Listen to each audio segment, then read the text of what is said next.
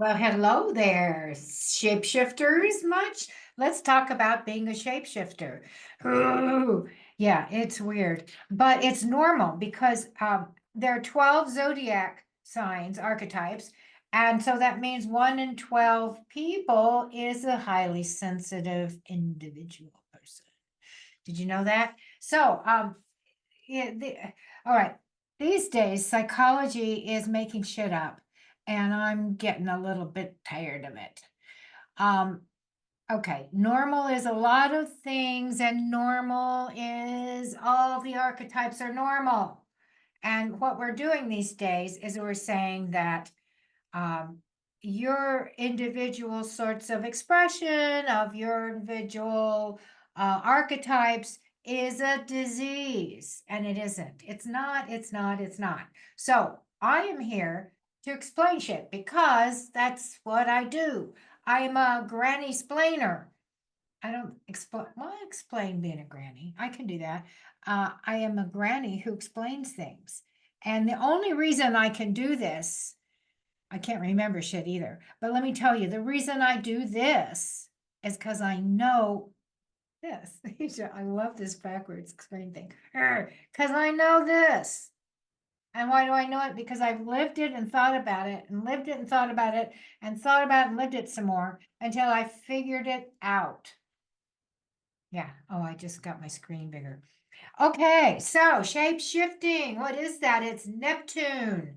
It is Neptune. It's the 12th house in astrology. It is Bina in the there. Bina in the Kabbalah. It's the on the left pillar, which is the lady side, the yin side. And it's also rigor, the pillar of rigor and severity. Why is the feminine side rigorous and severe in Kabbalah? Why?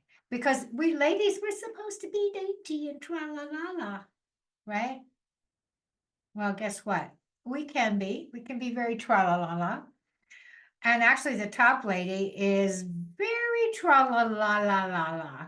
She's like a shape shifting, cottonhead fog lady. Okay. And we'll talk about her because I think we really need to understand her a lot better these days because things are getting all upside downish. And that's because they're getting shaken up in a Neptune jar. It's like, okay, if the ocean, she's the ocean, and what's going on underneath the ocean? How does it get stirred up? There's currents, there's hot water over this side of the world, and then cold water over this side of the world, and they stir up, and then everything goes topsy-turvy and upside downy. It's kind of crazy in there, and yet there's zones in there, right? Little ecosystems, and that's where the cold people are, and then these are where the little crawly people. I don't know. It's like, and it's all like temperature-wise, layers of temperature down there in the ocean. So my point is, the ocean is a place of variety, diversity. And what happens there? Great mixtures and transmutations happen there. We have the 12, and this is my site here, and there's archetype 12. Please do it. Thank you. All right, so wasn't that interesting? So we can, okay, number 12 is Pisces, and the statement is I am the oracle. And I got that from the movie The Matrix. Is it the first or the second one where Neo goes to the oracle? I think it's the first one. And she tells him he's not the one because he doesn't think he's the one. So in other words, if you don't think so, it's not so. It's only so if you think so. And so there you go. I am the oracle. And so Pisces, the number 12, is inclusive. It's I called it multiversal here, and it's Neptune Jupiter. Now, the reason it's Neptune Jupiter is because Neptune is the recently discovered planet that in the last, well, when was it discovered? I'm no science. I am no science. I'm no scientist. Plus, my memory is crap. So, it was. I think it's been around, understood for about 200 years. I'm guessing. It's been a while, a lot longer than Pluto, for instance, which is only since what 1920s, I think. Right. All right. So Neptune is the recent one that describes the shapeshifter, right? But Jupiter used to be the boss of that one because you put Jupiter in his feminine outfit, and when Jupiter is in Pisces, he's actually, I don't know if he's in exaltation or if he's in uh, maybe rulership, yeah. Anyway, he likes it. He's good in there. He's good to go. Jupiter in Pisces, he's good to go. He's a-okay. We like it a lot. Anyway, so there you have Jupiter in his feminine form is then the number 12, the boss of number 12, and becomes a shapeshifter. And of course, the king, Jupiter, he's known for his shapeshifting because he wanders off into the world and dresses up in like a swan so he can have sex with the pretty swan lady. He dresses up, he shapeshifts, he becomes other critters so that he can copulate with them and create new critters in that lineage. And the idea then behind Jupiter in that way is that he's actually impregnating himself. So that's kind of like a one god idea. So I like having the modern ruler, Neptune, come in and be something different than the yang shifting into the yin. The Neptune is just yin all the time. You know, there's no difference. She's always there in that shapeshifter module up here on the left, the misty body on the left. All right, so keyword for her is I understand.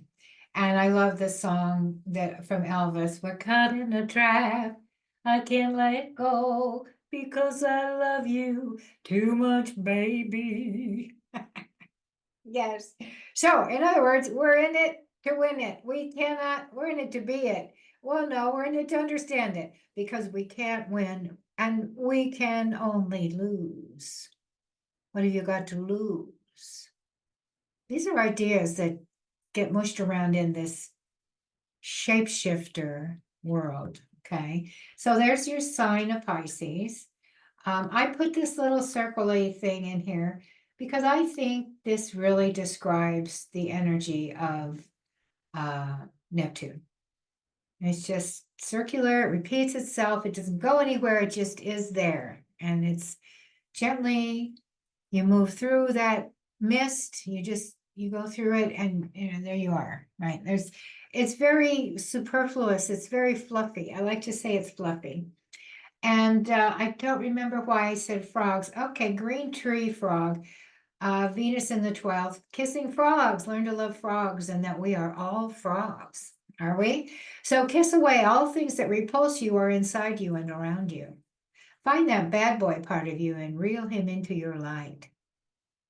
Not too bright a light, though, just some mood lighting to start with.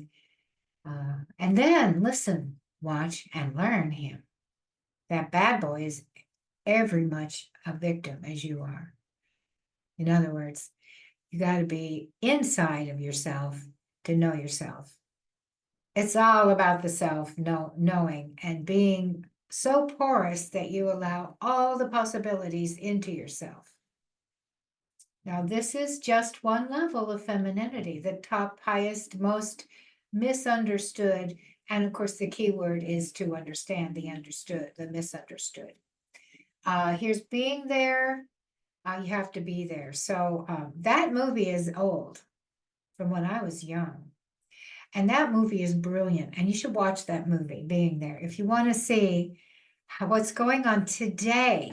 Today in Modernia, we have a being there situation where all these self-important people, they're all the smarty pants people that are the big money people and the ownership people. And oh, maybe they're not really the biggies. Maybe the clubbies, the people in the club, who is promoting wrong words, and why is misinformation such a big deal, and what's going on with saying that a man can be a woman, and all of this oppositeness is going on, and it's designed to be very confusing. And that's what this movie being there is about, you see. Because this guy is a fool. Chance. His name is Chance. And he's probably like, they think maybe he's the illegitimate child of the old man. And that's why, but he's retarded. And but he's nice, he's kind. And he's or else he's if he's not retarded, he's Asperger's. In other words, he's out of touch. He is not present. Well, or he is present, but only in his own mind. I don't know. I don't mean to insult anybody. I'm old. We just use words in my day and figure out what we're talking about together. That's what I'm doing here. Anyway, so in the movie, Chance is pretty clueless about relationships with other people. He says, I like to watch because he watches TV all the time. And that's how he learns anything is on TV. I feel the same way now with YouTube. If anything I want to learn, I just watch it on YouTube and pray that I can figure out what they mean, because to me it's backwards and I'm dyslexic and I can't turn it around in my head. Anyway, isn't life grand?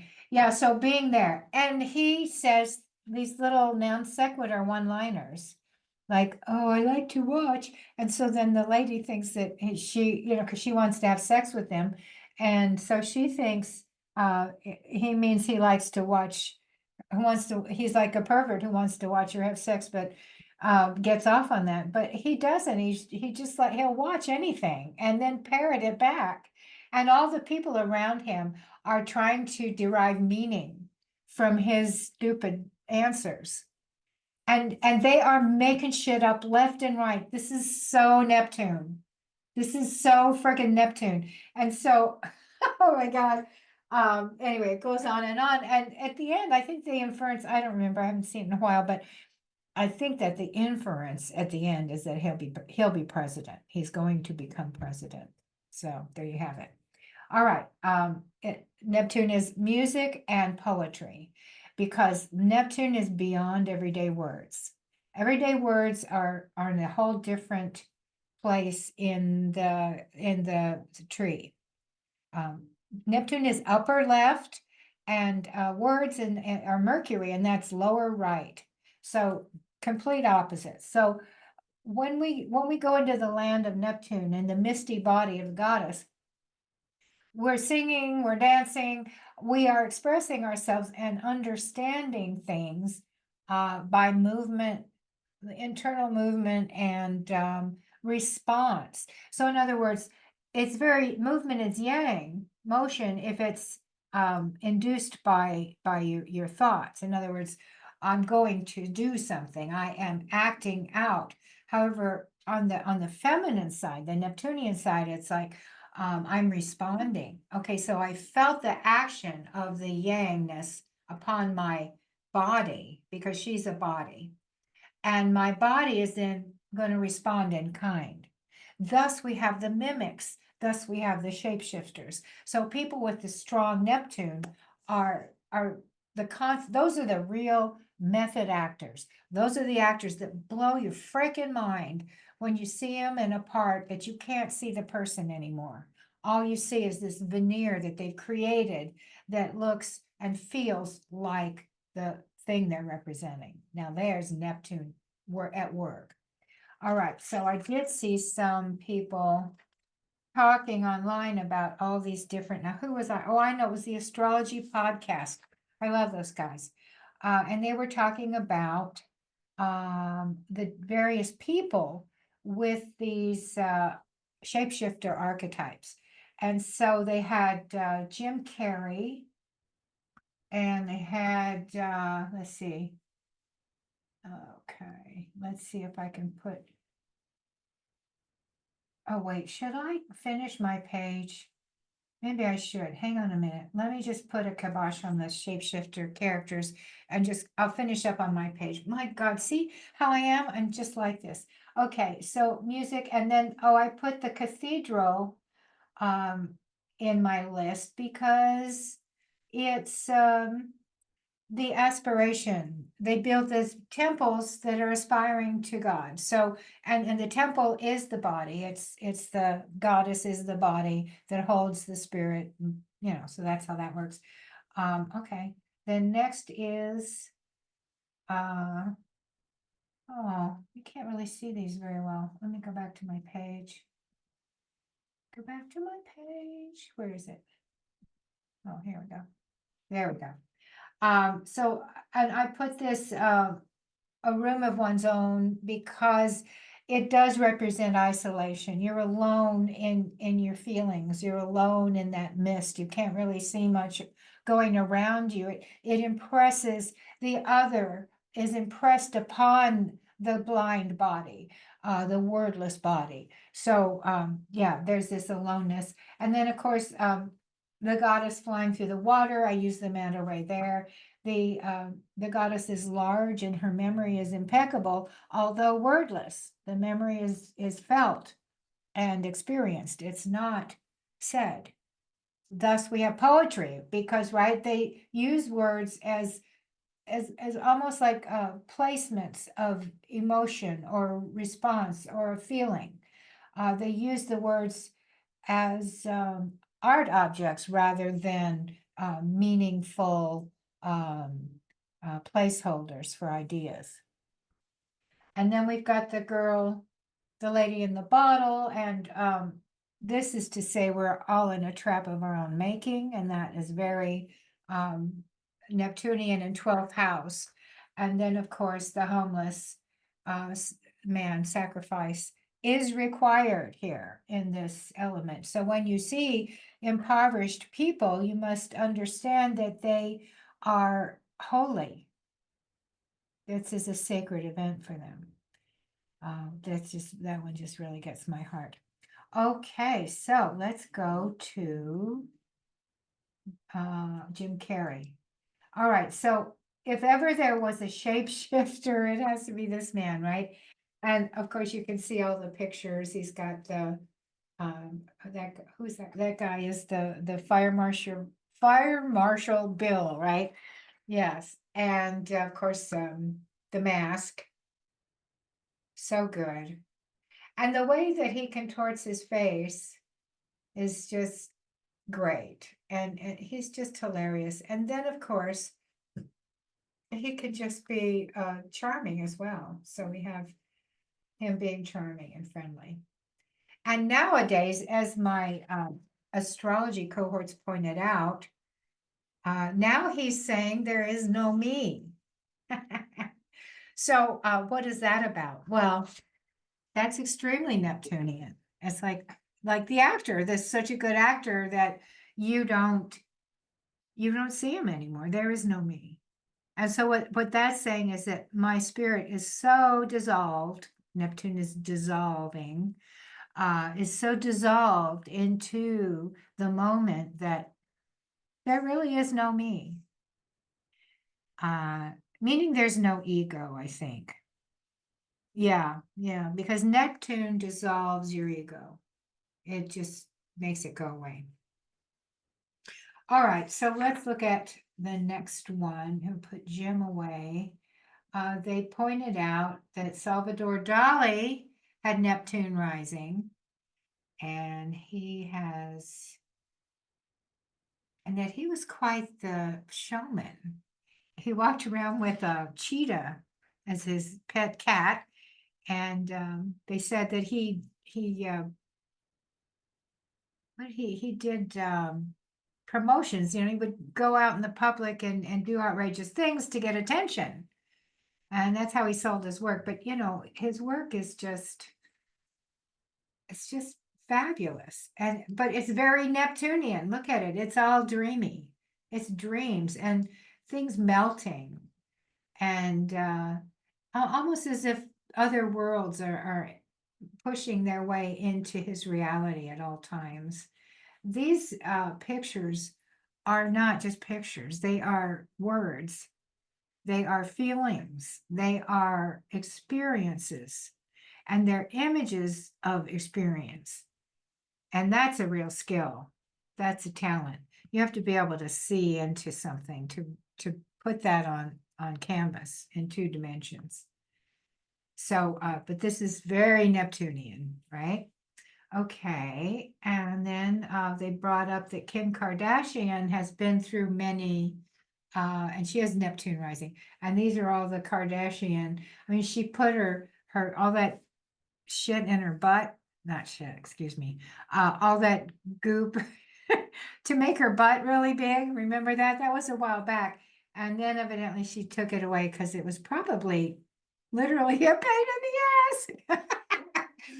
And so anyway, and you know, being real sexy and all, and then here she is with her babies, right? And so and here she's got her blonde hair, and you know, she sets trends this way.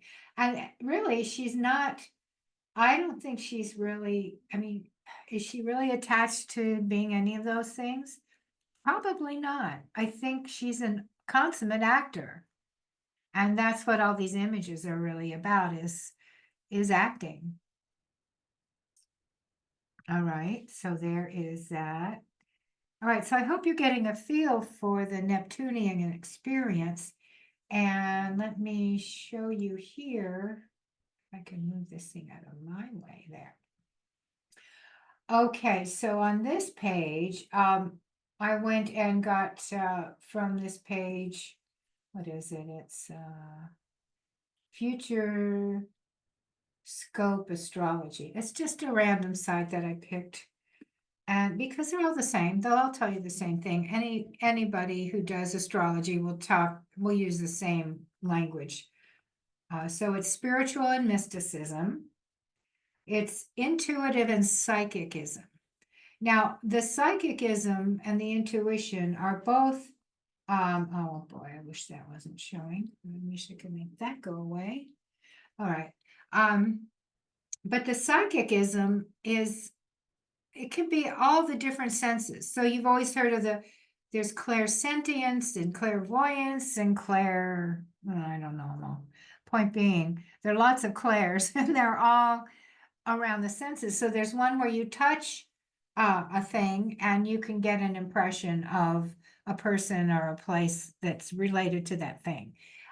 Remote viewing is where I think that one's really amazing.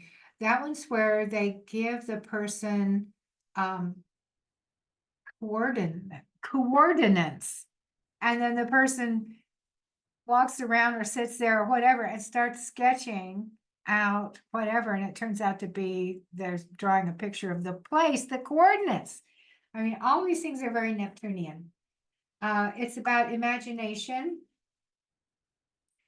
And they say creativity, but I really like to mince my words because I think creativity is a proactive thing. And I think creativity is yang, and I don't think it belongs in the Neptune column. So here we go. Now I'll give you a little parsing out, a critique here, because I'm going to use creativity as yang because that's a proactive, it's action. Creativity is what I do. So that belongs in the solar realm in the 5th house, and then that's another story. So, but I will say imagination, and it could be creativity in that it's imaging in the mind, in the imagine. I don't know. That's a hard one for me to parse out, really. But enough said on that. Illusion and deception. Now that's a big deal. Illusion and deception is a big deal because that's what every artist does, is create an illusion, and it deceives you into thinking you're seeing something other than what you're seeing. I mean, when I do a painting, you're just seeing colored chalk on a piece of scratchy paper because I work in pastel. That's it. But I make an image that makes you think you're looking at the park where I shot the photo. All right, so there's this idea of being deluded. In other words, And that's a Christian thing of not having false idols. Because what you see false idolatry. In other words, so when the Protestants came in, they went, oh, we don't want you to have idols. We don't want you to praise the painting. The painting isn't the real thing. We want you just to praise God, the real thing. Problem is God's invisible and lives elsewhere. So now we're just going to dress in black and be real shitty to people who make pretty things. So there's that. Anyway, illusion, and then dreams in the subconscious. So of course, when you're sleeping is when you're in the realm of the goddess, right? And I'm hearing scientists lately saying, oh, we don't know why you sleep. Why do you sleep? We can't figure this out. We just don't know. It's just, woo, it's over our heads. Woo, why do you sleep? Guess what? If you don't sleep, you die. So why do you sleep? Anyway, scientists just make me laugh really hard sometimes. And that is because, of course, you sleep because you have to go into the feminine realm. Because if you don't do your yin and your yang, yang is your daytime awakeness and yin is your nighttime dreaminess. If you don't do both things because you're made from both divine beings, you die. Anyway, to me, it's very simple. I suppose I should be nice, but being nice is not always the best thing. All right, sacrifice and martyrdom. Now, what does she sacrifice? She sacrifices the autonomy of her body. Do you get this? The autonomy of her body, because she is an amorphous mist. She doesn't have edges.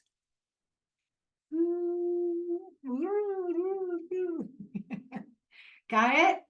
All right. So she allows all of the input from the God who has data, flashy things.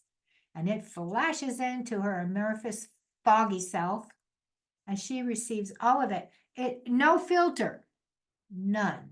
It comes right in, and she holds it all, and she's the unconditional Sophia, the goddess who is wise. Why is she wise? Because she knows it all. She doesn't reject the shitty, nasty, ugly. She knows it all, right? So that's her wisdom. Okay. But she sacrifices in order to have that wisdom. And what does she sacrifice? She sacrifices her autonomy.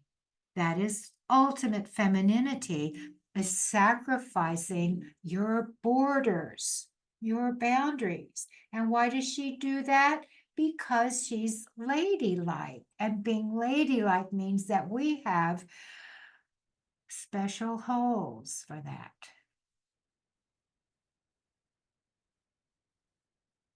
It says, you can put your stuff in me and I will create worlds. That's what that is. Now, on this divine superlative level, we're talking mist. When we get down to reality, we're talking physical bodies. Same principle. All right, but we're still up in the mist. All right. Art and music. So why is it art and music? Very simply because you don't need words for that. There aren't any words for art and music. None. You don't need them. Not important. Interpreting it is a game people like to play, but it's not a requirement to make any kind of art or music. Transcendence and disillusion. Again, no boundaries. Addiction and escapism. Now, this is definitely the house of the addict. And why? Because here is where we learn to not get enough God. Can't get enough God here. But if we succumb to not get enough stuff to alter our awareness enough so that we can think we're getting enough God, then we're addicted to substances. We're not supposed to be addicted to alcohol and drugs. We are supposed to use certain psychotropic drugs in ceremony to expand our consciousness. But if we use them to escape from daily life, then we're not on the right path.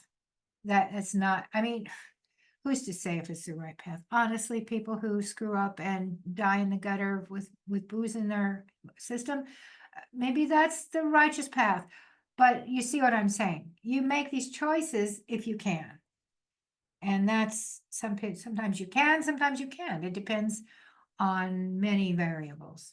All right. But that's definitely part of the Neptunian experience is succumbing to addiction. Okay, and there's healing and redemption, universal love, water and oceans, of course, and idealism and utopianism. Idealism is not quite it either. That's another word that's a little shaky because for me, idealism is more the yang blueprint, how it should be. Whereas I think we're in the Neptunian realm, our it's a fantasy. It's not really an ideal. It's like, oh, I have this fantasy of how I am and how I'm living and how I can or will live and be. It's a fantasy. It's more of it's a story. It feels like an experience. It's like you're making up your life inside of you. And that is why we Neptunian types can spend so much time alone. I swear to God. I mean, I am more fun with me than, oh no, I'm fun elsewhere. But I'm just saying, I'm very happy with myself. It's just like, I'm so interesting. And I make me laugh. All right, so this is Neptune and it's good time because let me tell you, when I was young, I wasn't as able to be this way as I am now. So being older helps. For me anyway. All right, so there's Neptune. Now, Neptune, and now we're talking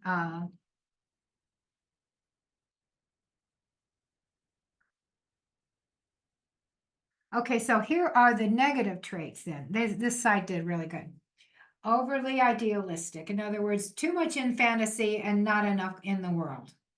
And that's, it's better if you can get outside and hang out with some people. Confusion and disoriented. Oh, yes. Oh, yes. I have strategies that I've learned and taught myself. So just to get out of that space of wandering, I call it wandering, but it is confusion. Escapism. Oh, sure. When the going gets tough, they tough like to have a glass of wine or two. Deception. All right. This is when someone's telling you stuff that you want to hear, and it's really not helping because they're probably like you and they're nice to you, and it's not very realistic. Okay. Gullible, same thing, right? Lack of boundaries. So this is a big thing. It's a problem. So someone asked me the other day about integrity, and I said, okay, integrity isn't about you. Integrity is how you see someone acting out their truth. If I have said to you, this is what I like, and this is what I think is correct, and then you see me do the opposite of those things I have mentioned, you would say, then I'm not in my integrity. But it wouldn't have anything to do, I mean, it could have to do with you if I had told you that I wasn't, let me use a food analogy because I can think of that easily. I was going to tell you, oh, I can't eat donuts because they don't agree with me. And then then the next day I get a donut and eat it in front of you, you see that I'm not in my integrity. That's how that works. Of course, you may not know that I'm allowed to eat a donut once a month, and this is my once a month indulgence. See how that works? Okay. Oh my. All right.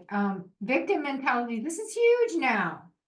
It's like if you're a victim, you can just put it like or wear a little badge, and everybody's like, "Yay, you're so brave to tell how weak you are." This is not good. Do not do this anymore. Let us stop.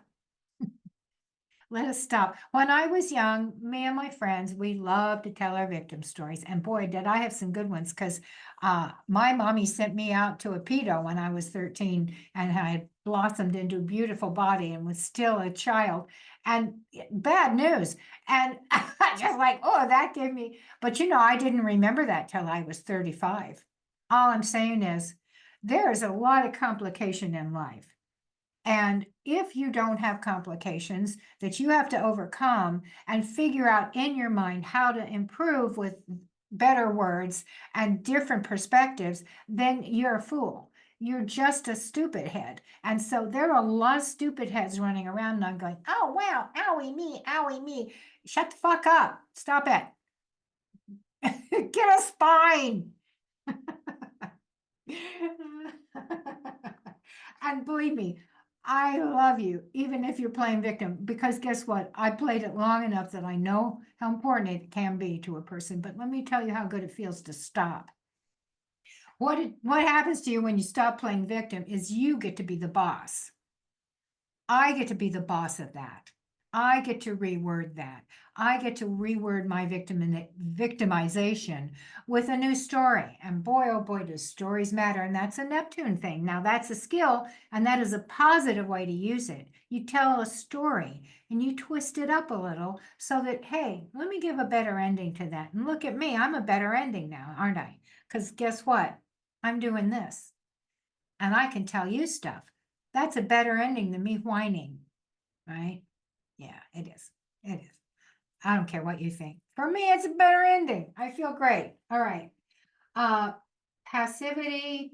Yeah, we got lack of practicality, disillusionment, passivity, detachment from reality, and sensitive to substances. All that stuff is so true. And all of that stuff is HSP stuff, highly sensitive person. So I'm going back to the psychology thing, which is it, no, they say they're not claiming that it's an illness. Thank goodness for that, because that would really piss me off. But no, they're not doing that.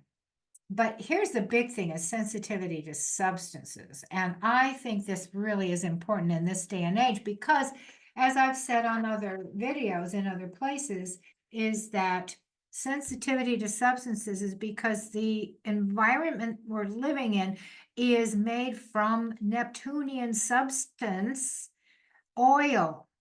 The oil of the earth is the goddess's juice. It is goddess juice. And it is so amazing. It makes so many things. It makes things. And we put our stuff in these things. And then we make our medicine now with these things, with this stuff. And then our tires and our streets are all made of this goddess material. And so what's happening is the world is estrogenated. We're all breathing in goddess, and we're not breathing in that tough goddess, the crystalline gal, because it's hard to breathe crystals, but we're breathing that ephemeral vapor from this oily goddess of Neptune, and we're all getting very confused. We're very confused. We don't know who we are anymore. We're all shape-shifting. We're all, whoa. And we've learned a lot of shape-shifting from the TV and the media, and now the screens and this phone, all this stuff. This is all miasma. This is all woo, woo, woo. And so here I am alone in my room telling you about delusion. And what are some other words? Deception. Except I'm telling the truth. I am not deceiving you. You know this. How do you know? You know. HSP. Let's go to that. Okay. I'm sharing the screen still. Excellent. This is working. Did I get that one? Yeah. Go away. You can go away. That's my site. You should come to my site and read all my little, I have some beautiful stuff. See the background, I put the jellyfish there. I have to put the octopus in the number. I have a space, an empty space next to the homeless guy. And I want to put an octopus because I realized that my totem animal is octopus, who is the ultimate shapeshifter, but that creature with the tentacles that just touches something and changes its shape and its color and its size even. I mean, octopi are the ultimate shapeshifters. And they do that as communication. Oh, there's another piece of this is communication. This is language. It's just a language that we only speak when we're asleep. Yeah, that's it. So interpreting your dreams, don't worry about it. I mean, it's interesting and definitely try if you like. And I think it's great to keep a dream journal. Yes, do that. But understand that to understand your dreams, you just need to swallow and feel your blood surging through some place that it was. It's like, yeah, lately okay, Men in Black, yeah. Oh, I wonder if I could find that. Men in Black, the Egger suit. Yeah. Um, okay, I gotta see if I can find that.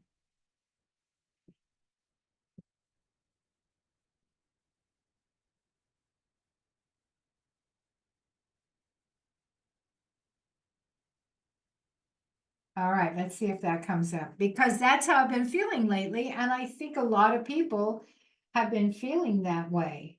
Let's see.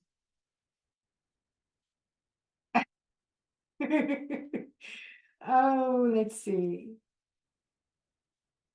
Ah, the bug. In other words, the bug is so big and it can't fit into the suit, the skin. And oh, I should go to YouTube. YouTube. Yeah. Oh, videos. There we go. Come on, give me the Egger suit.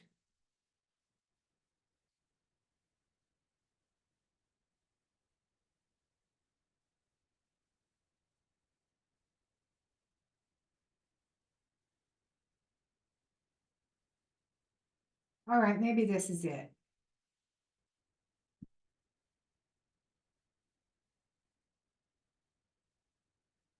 So, that's a lot, right? And my point being that highly sensitive people are also Neptunian. As you can see, we have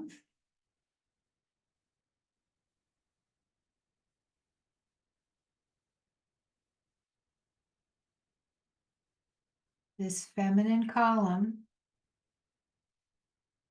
This is the feminine column, right? And so at the top of it is the misty body. They say being highly sensitive is a normal trait. 30%, they say, has the gene that makes them highly sensitive. I love the way the science says it's a gene. It's everything's genetic now. It's like poofles. They say is depth of processing, and I think so. HSPs tend to process information more deeply than others.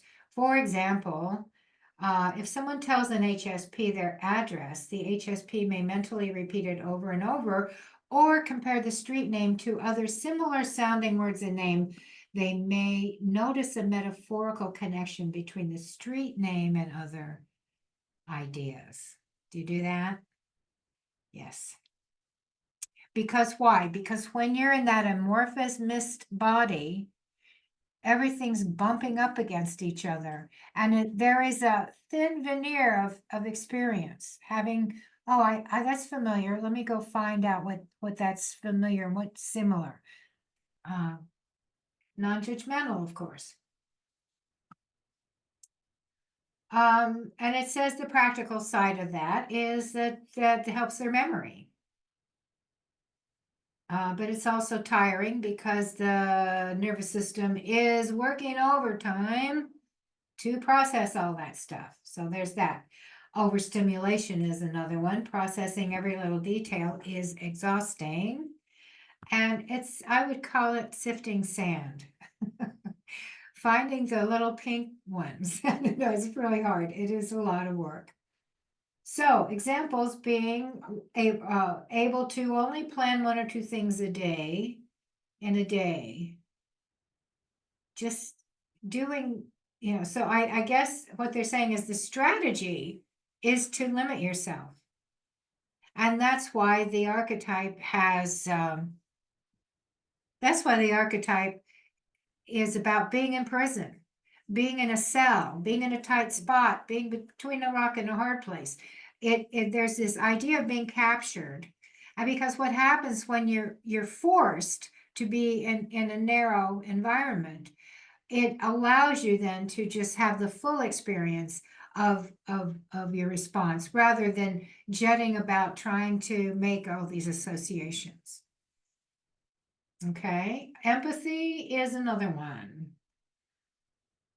So I think that really does relate to the former thing we just said, which is because you're familiar with moving through a vortex of mist and touching other energies so subtly that you can actually feel other people's feelings because you literally physically on some level bump in to them. I know when I'm singing a song, I feel so deeply this meaning of the story that the words are saying. And actually the feeling is the most beautiful part of the singing rather than the words themselves. Empathy. All right, and then sensitive to subtleties, naturally picking up the cues of other people. Noticing little small sounds, distractions, smells, and tastes. I know for me, aromas are really important. And like when people are smoking around me, it just infuriates me. I just hate it so much. Of course, I go through my whole litany of, smoke will kill me. Why are they making me smell their smoke? And I don't know, it's like, yeah, it's very hard. But what it does is it creates an overstimulation, which is another reason, go back to your box where everything smells just right and where the breeze is perfect and where the clothes don't have any itchy parts. I mean, all this stuff is really, really important. And if you're that fussy, you need to tend to that fussiness because you will not be able to cope if you don't. Being highly sensitive is a perfectly normal thing to be. If you're sensitive, the world needs you. I think that's great that they say that. The world needs you. Why? Because HSPs see shades of emotion that other people maybe don't see. And if that's the case, then you can be an intermittent person. You can be in between and be a bridge, you see. So it's like you really feel what would be a good mix. When I learned that if someone is crying and sad and having trouble, that the best thing I can do is just sit with them and shut the F up. That is a good thing. And just lend your energy to someone. And that is a way of emotionally seeing them, because we all say we want to be seen, but actually we want to be felt. We want to be experienced, right? And so that's what the HSPs do, and that's what the Neptunian people do. And and it's great. The only caveat is to understand if you are HSP, if you are Neptunian, that you do need to provide yourself with safe, quiet space and allow yourself to journey into your own story and make up your own stories and really get involved in that story making for yourself, you see.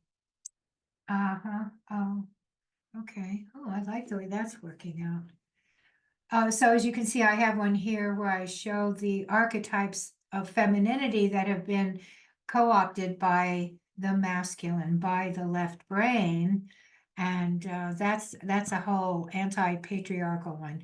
But it's just, believe me, it's just discovering and understanding a process. I think patriarchy is great on one level, on several levels, because I do like it when men care for me and make love to me and treat me like a lady. So yes, patriarchy is not bad, but left brain believing that it's the only brain that is bad. So there's that. We'll talk more about the brains, the boys, the girls, the brains. Yes. As you can see, going through my system here, there are lots of diagrams with which to interact, and I will work with you on all of them. All right. So I will say adieu. I will stop the share and I will say thank you for listening. I hope that you are enjoying learning more about the mystical mixed with the practical elements of our lives. And I also think that you might like a consultation to see if you are indeed a mystical Neptunian person and how to deal with that in your particular life, because we all have different ways that we can use this in our reality, because we're all a little bit different. We all have two hands, two eyes, two nostrils, one mouth. Actually, ladies have two mouths. I always like to say that. Two ears. In other words, we're very much alike, and yet we're also very individual, aren't we? All right, then. I'm going to say I will see you in the next one.